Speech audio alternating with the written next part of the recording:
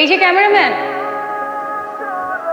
For your kind information, যারা ছবি তুলে তাদেরকে ক্যামেরাম্যান বলে না, photographer. And I'm not a photographer. আমার ফ্রেন্ডের বিয়েতে আসছিলাম কিছু স্পেশাল মোমেন্ট ধারণ করার জন্য। কিন্তু আমার কেন যদি মনে হচ্ছে আপনার ক্যামেরাতে আমার কিছু ছবি আছে।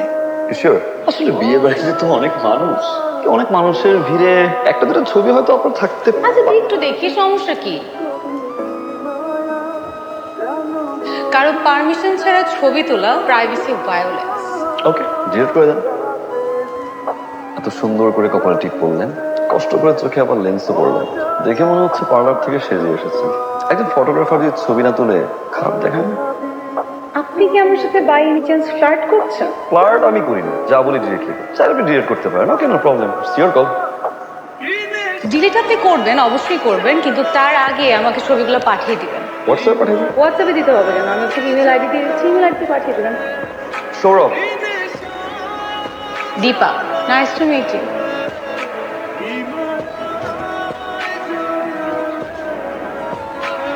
তুমি হেল্প করবে? কি হেল্প মিস্টার ক্যামেরাম্যান? ফটোগ্রাফার। যারা ফটোগ্রাফার তারা তো শুধু ছবি তুলেই যায়, নিজের ছবি তো আসলে কেউ তুলে দেয় না, তাই বললাম না, পারবেন না। আবার আমার আপনার ছবি তুলে দিতে হবে? বাবা, আরেকবার বাবা বললাম তো ডেফিনেটলি বিয়ে পড়ে যাবে কোনো ছেলে, যে কোনো ছেলে, আই প্রমিস।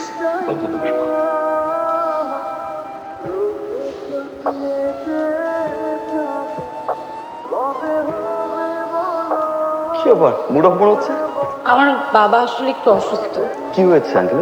বাবার আসলে যে বিজনেসটা ছিল, বাবা সেখানে অনেক টাকা ইনভেস্ট করেছেন। তারপর যখন লস হয়, আস্তে আস্তে বাবা মেন্টালি অ্যান্ড ফিজিক্যালি সিক হয়ে পড়ে। এখনো ওই অবস্থায় আছে। সুস্থ হয়ে যাবে, আই প্রমিস, দোয়া করে দেবেন। সৌরভ নামটা অনেক সুন্দর। সৌরভ নামের অর্থ হচ্ছে ঘাম, সুন্দর ঘাম। দীপা নামটাও কিন্তু খারাপ না। দীপা নামের অর্থ হচ্ছে বন্ধুত্ব করা।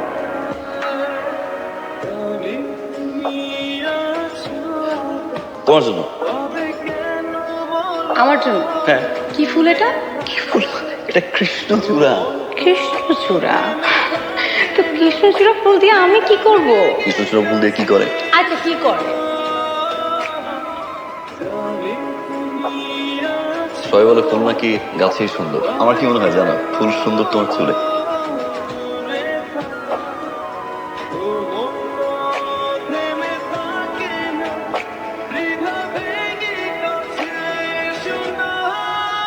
অনেক সুন্দর লাগছে। একটা মেয়ে সাজলে এত সুন্দর লাগে, জীবনে মনে হয় প্রথম দেখলাম। সাজার কারণ কি? মেয়েরা মাঝে মধ্যে অকারণেই সাজে, তাদের মায়াবতী হতে ভালো লাগে, তাই। তুমি কি মায়া হবে? শুধু আমার মায়া।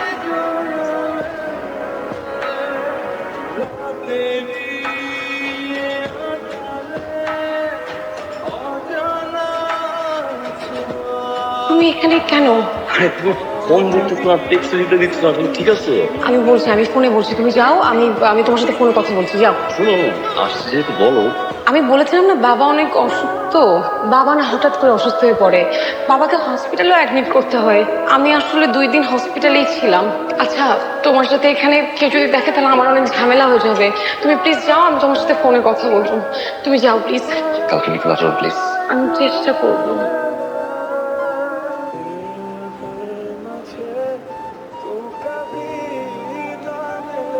আরে বাহ, আজ আপনি আমার আগে। কোনো ছেলে যখন কোনো মেয়ের জন্য অনেকক্ষণ ধরে অপেক্ষা করে, তার মানে ছেলেটা মেয়েটাকে ভালোবাসে। আর যখন কোনো মেয়ে কোনো ছেলের জন্য অপেক্ষা করে, তার মানে তো মেয়েটা ঠিকই ভালোবাসে। তবে ছেলেটা সেদিন আমি লাভ উইথ ইউ। সৌরভ, আমার কিছু কথা আছে। বলো। আমি তোমাকে বলেছিলাম না যে বাবার বিজনেসে অনেক লস হয়, অনেক ঋণ জমা হয়েছে। দীপা, আমি এই কথাগুলো জানি তো। না, আরো কিছু কথা আছে। সবকিছু দেখাশোনা করে বাবার বন্ধু আনিস আঙ্কেল। আমি জানি তো।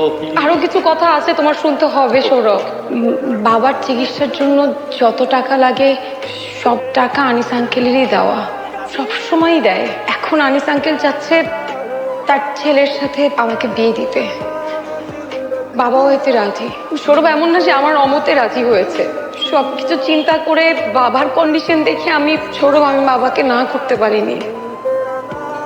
সৌরভ, আমি তোমাকে পছন্দ করি, কিন্তু আমার বিয়েটা করতে হবে। আমি সরি সৌরভ, পারলে আমাকে মাফ করে দিও। ভালো থেকো।